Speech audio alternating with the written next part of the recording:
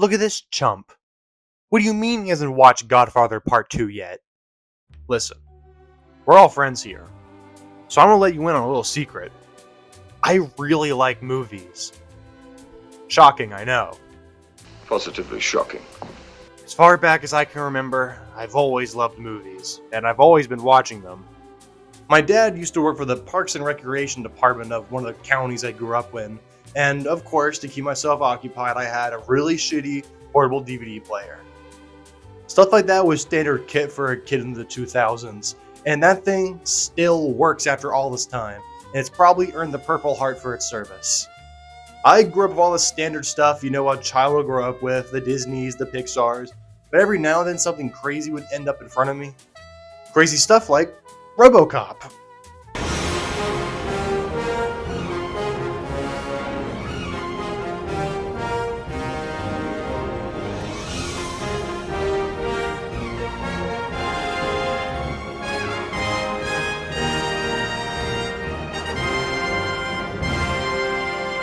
Yeah, I shoot people in the Robocrotch Robocop. I have no idea how this movie ended up in front of me. I think I was slowly making my way through the action classics like Commando and Die Hard. I think I grew up with the R-rated version that was on demand. There isn't really much difference between the R-rated version and the unrated version. I think it's just a little less blood. Unlike this PG-13 version of Robocop I almost wish I grew up with. I used to call the old man funny names. Iron Butt. Boner. Once I even called him Asshole. Iron Butt. Bonehead. Once I even called him Airhead.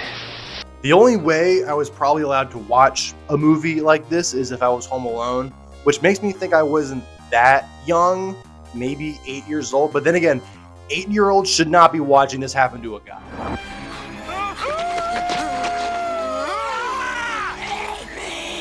Don't touch me, man! I said I wanted to watch this movie as a kid because I wanted to get some classic action movies. And while, that's certainly true, this is a classic action movie, a lot of the non-action stuff ended up sticking with me.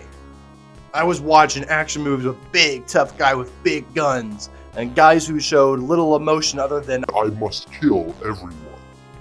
But then I watched Robocop, and while the first couple of scenes with Robocop are this unflinching man of death, they really pull back a bit and try to humanize him.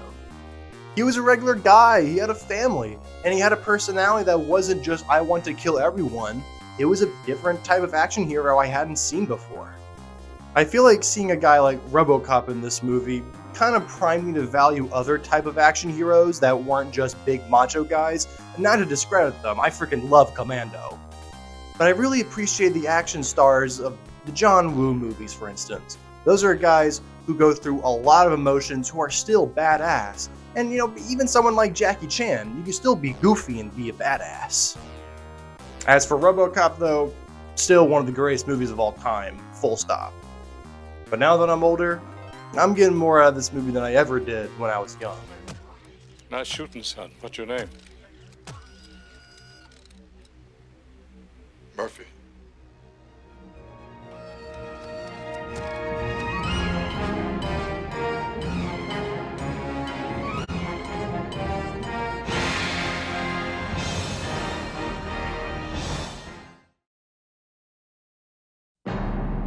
I came home, there was a man in my house. He had an artificial arm. Yes, another one of my favorites, The Fugitive.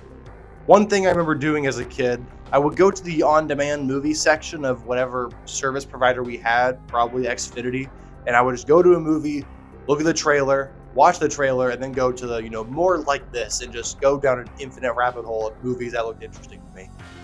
And the trailer for The Fugitive, dare I say, one of the best. The voiceover tells us what kind of situation Harrison Ford is in. All the footage is pretty much from the beginning, so no spoilers. And that monologue from Tommy Lee Jones, classic. Fire truck. Listen up, ladies and gentlemen. Our fugitive has been on the run for 90 minutes.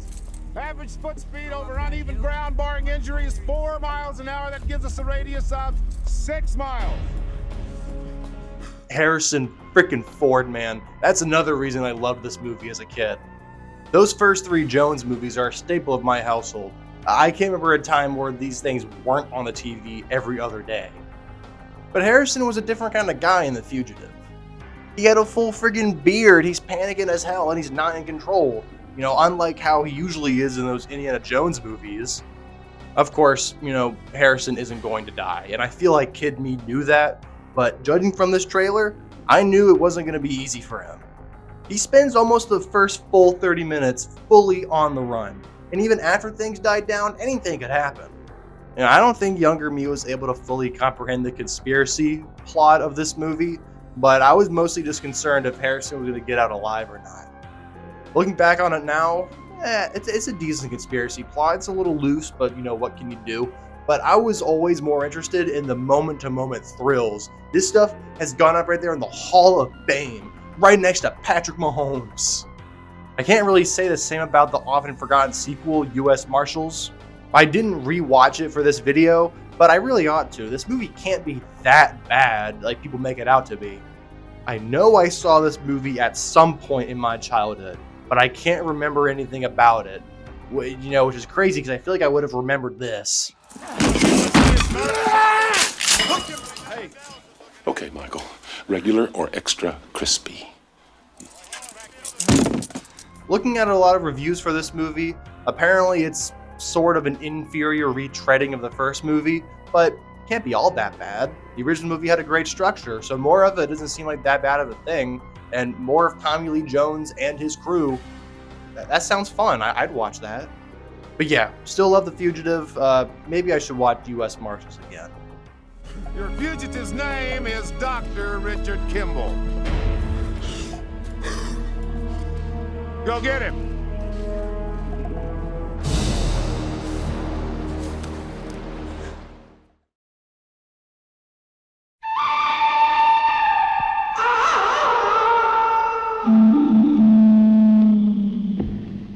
One way I got into movies as a kid, and now, was through the music. There are movies and shows I know like absolutely nothing about, but I've listened to hours of the soundtracks.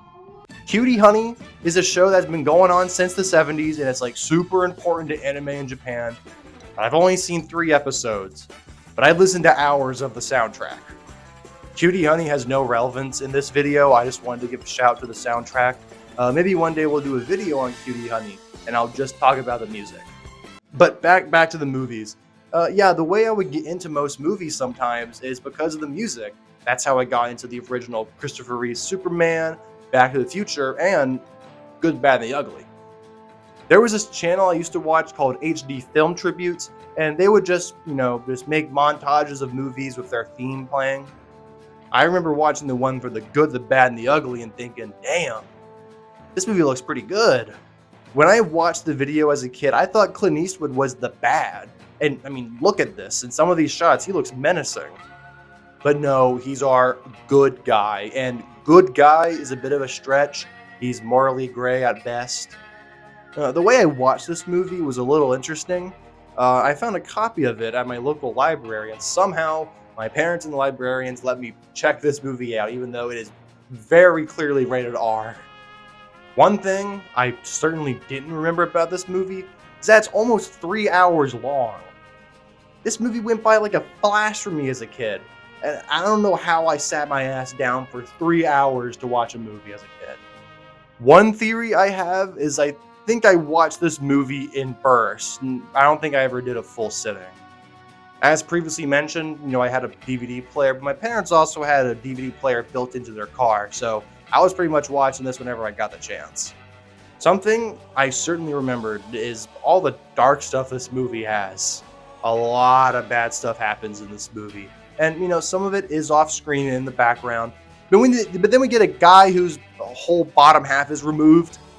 The prison camp bit is something that has always stuck with me somehow. The captured band is forced to play music to drown out the sounds of torture. And for some reason I was able to comprehend that, oh man, this is a bad thing. This is kind of messed up. I don't know. It's always stuck with me. Play that fiddle, you.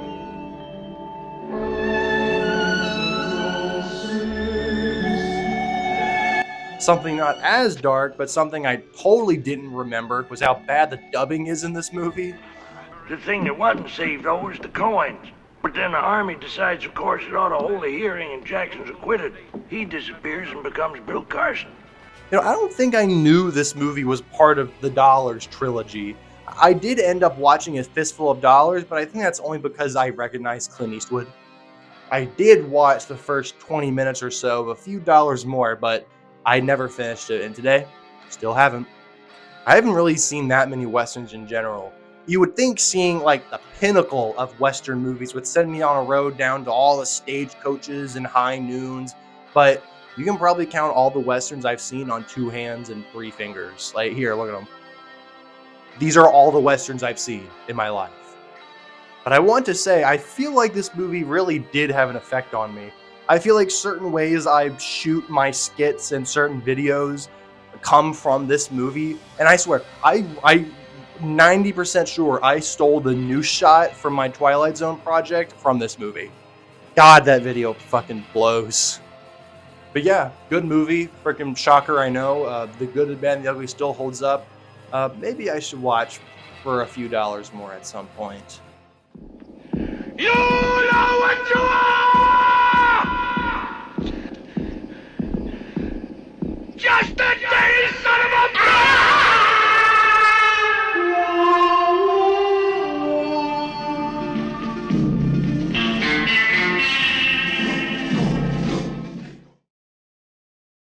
All right, folks, it's the moment I've been waiting for, because now I finally get a chance to talk about one of the greatest movies ever made.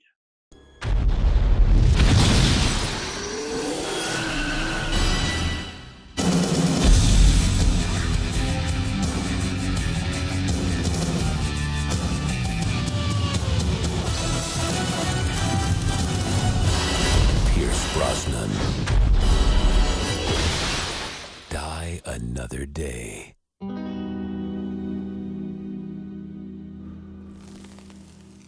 And I'm not freaking joking. I 100% unabashedly love Die Another Day. I've talked about James Bond on here before, but that was against that stupid Thunderball movie. I don't like that one. But Die Another Day, I've seen that film over 100 times. My history with James Bond is something that encompasses my entire life. I could probably do a whole video just about that. I remember when I was really little, maybe 5, I was hanging out with my parents on the couch, and I caught the end of The World Is Not Enough, the submarine fight, and I was a little confused to why everything was vertical and why this bald guy wouldn't die. I also caught the end of Diamonds Are Forever, specifically this scene. Tiffany, my dear, we're showing a bit more cheek than usual, aren't we? Truly an iconic moment in Bond history.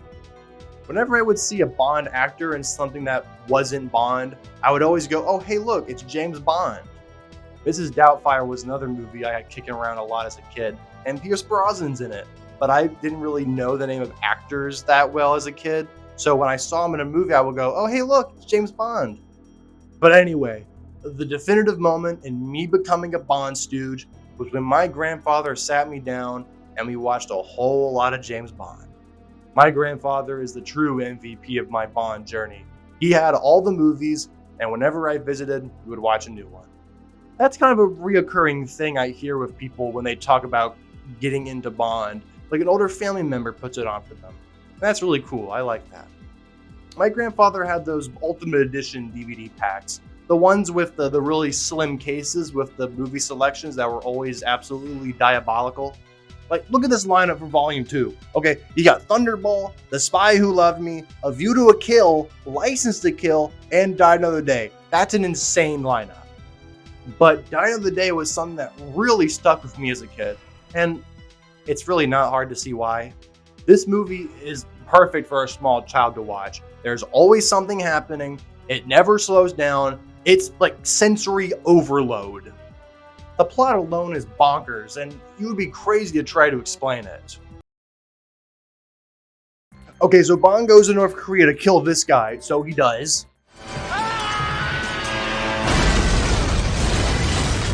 But his secret agent identity is betrayed, and he's captured by the North Koreans and is forced to listen to the worst Bond song known to man.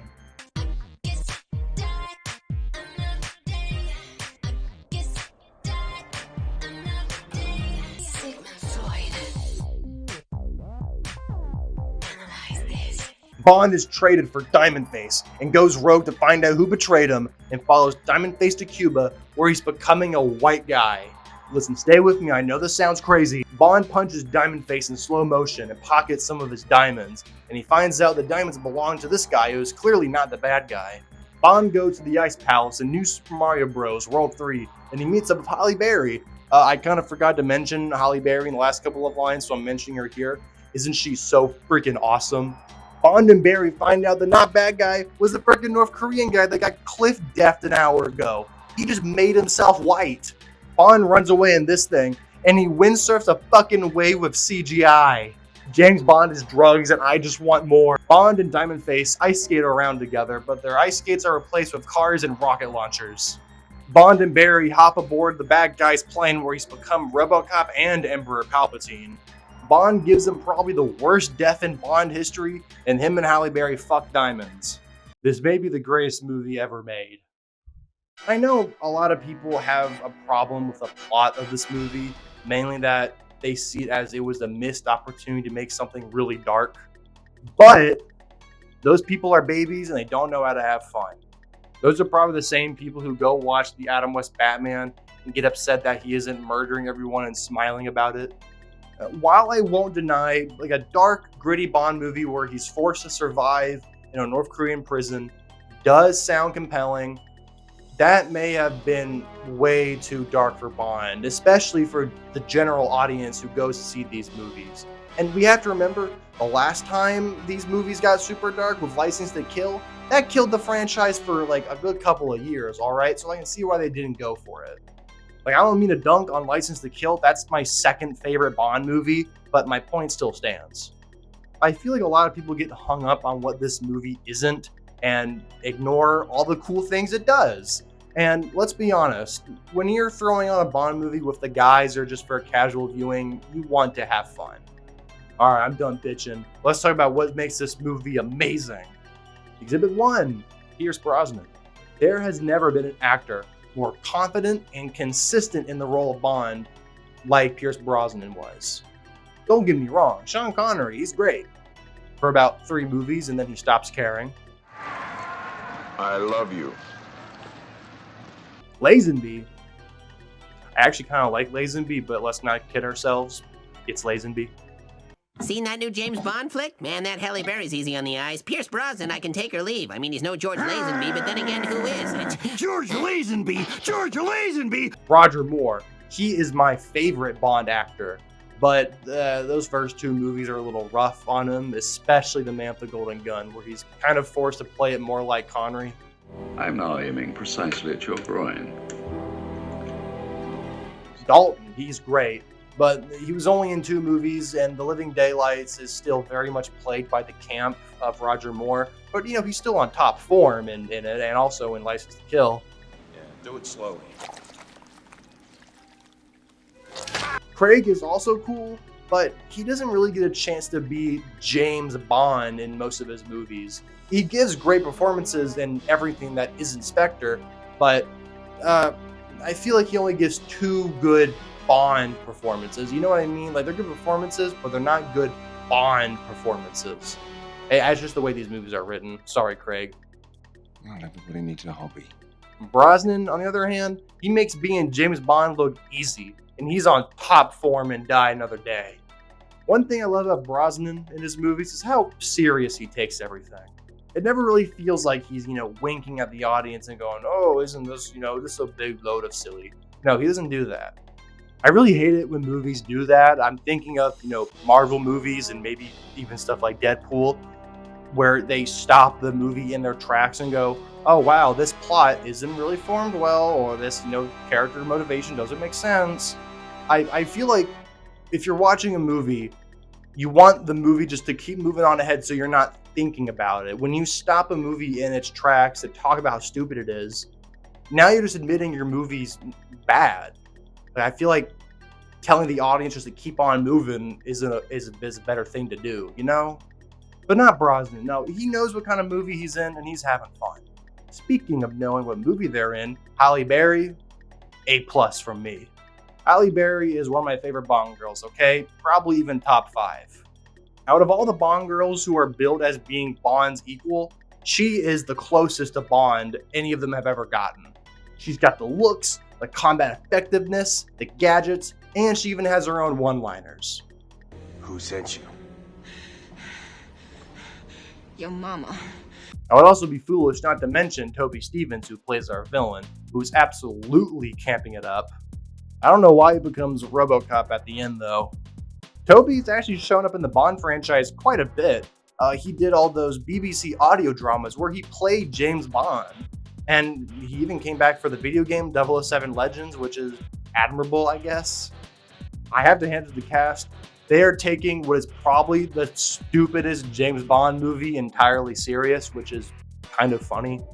But Kid Me certainly didn't care. This was the fucking shit to him. Kids like stupid, fantastical stuff. They like that a lot. I would put this movie on just so I could see specific scenes. Yeah, it's Friday night. Throw on Die Another Day. I want to see Bond do some windsurfing shit. Holy fuck, that's hilarious. Before I was old enough to actually remember the names of the movies I watched, whenever I wanted to watch it, I would just go, put on the Bond movie with the Ice Hotel, the Bond movie with the Ice Hotel. And can you blame me? Look at this thing. It's awesome. But even though I've seen this movie like 100 times, there's always stuff that comes up that I always end up forgetting about when I rewatch it. What the hell? Michael Madsen's in this movie? Oh, holy shit. That's like a really intense sex scene. We don't usually get that often in Bond. What do you mean the song London Calling is in this movie? Is this the only already existing licensed song to be inserted into a Bond movie?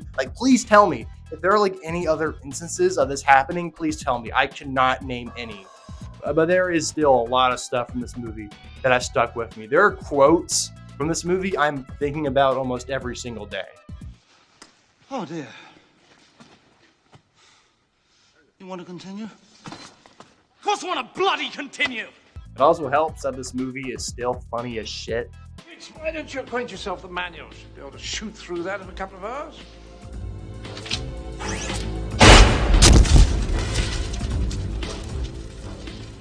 Just took a few seconds, Q. This movie clearly had an effect on what kind of movies I appreciate. Just by looking at my Bond ranking, it's very clearly easy to tell that. Moonraker at number 8, I think that's punishable by death in some countries. Die Another Day at 4, I'm losing all credibility by the end of this video. Octopussy at number 1, yeah! But seriously, Die Another Day has had an effect on what kind of movies I appreciate, and my mentality when it comes to movies as well. I love me myself some super serious drama stuff, but every now and then, you just need something a little silly. Die Another Day is a film that is genuinely really special to me.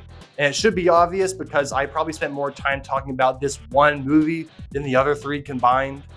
But this is a testament just to how much I freaking adore this movie. Maybe someday in the future I'll do a video just about Die Another Day. This was just me talking up certain parts about the movie I like and, what it makes me think about. But that's probably going to be the end of our little talk. I know this is not at all like the usual videos I make. I just kind of wanted to make a video about the movies I liked growing up, how they got in front of me, how they made me feel then, and how they make me feel now. Until next time, be good people. I'll see you all later.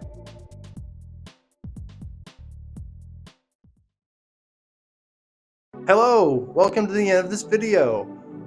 Just our usual quick little end of video talk sentences usually. After I finished writing all the stuff and filming all the stuff and editing all the stuff. Thank you for watching. Like I said, this is not at all like the usual videos I make. I'm really sorry this is your first video of mine you're watching. No, I just wanted to make a cute little video about, this is the movies that he grew up with and something that a kid probably should not grow up with. Seriously, do not sit your kid in front of Robocop unsupervised. That is not a good idea. Yeah, it was a lot of fun making this video. I've probably watched Robocop every single year. I watched Die Another Day all the time. It was actually a while since I've seen the good, the bad, and the ugly. But I surprisingly remember a lot about that movie. But no, fun video to make. Hopefully something a bit more normal in the next one. But yeah, see you later. Bye-bye.